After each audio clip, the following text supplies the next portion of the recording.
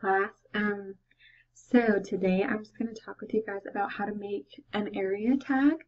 So right here, this is my schematic, or the beginning of my schematic design for our final project that we're working on right now in class. It's very rough. I'm just starting to put in the rooms, and I was thinking, what's the easiest way to be able to see the square footage and keep track of the rooms? And so as you can see here, I have a tag, so it says the name of the room and then it says the square footage, and then it has the size of the room right here. So I'm going to go ahead and show you how I did that. Okay, so first what you do is you just go in here to walls. I'm going to go ahead and create a room. So I just grab the box here.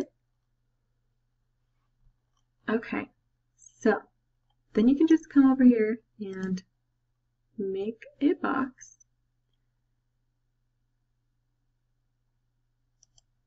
Okay.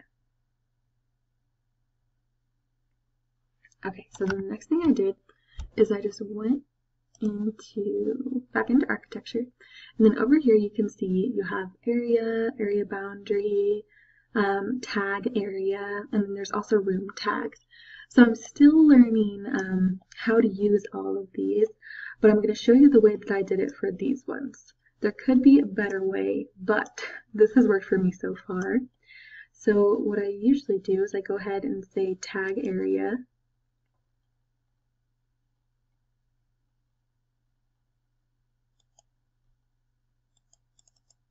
Hold on. Let's see. Oh, no, sorry. Let me show you what I actually do. Okay, so I go back into architecture and I say area, and you go to the pull down tab, and then you go ahead and say click area like that, and then you can see right here and it says area not enclosed. So I'm not 100% sure why I get this area not enclosed, but I assume it's because it's not detecting that these walls are right here. So what I usually do is I go back into area boundary, and then this allows you to select the area boundary, so the amount that you want it to tag. So I go ahead and select click line or select line, and if you go ahead and just select all of the walls like this, it creates a boundary, a purple boundary around your whole room. So then what you can do now that you've selected the boundary, you go back into architecture and you can click, it's either area or tag area. Let me double check. Let's try tag area. Nope, so I guess it is area. So we go back into area. It looks similar to the tag area right here. And there we go. So then you go ahead and select it.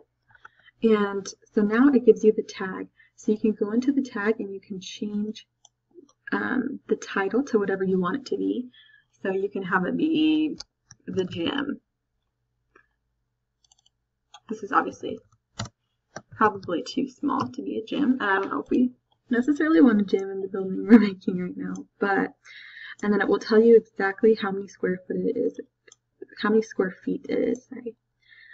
So, and then another thing that you can also do is you can change your room, like your walls, how big they are, and then the square footage will move and change when you move your walls too. So that's something that's kind of cool, because if you need it to be an exact square footage, sometimes I'll just mess with these walls until this shows the exact square footage that I want to, instead of calculating it in advance or doing it any other way. This has worked for me so far. Yeah, and it's helped me stay organized and keep track of what room I want to be what and what room needs to be what size. And I did this looking off of the program I created for the building, and so far I'm just getting all of the rooms that I want on the first floor out here, and then I'm going to go in and like place them exactly where I want them to be. But yeah, so hopefully you learned something from this video. It might seem a little bit easy, but it's very useful if you're doing something like this.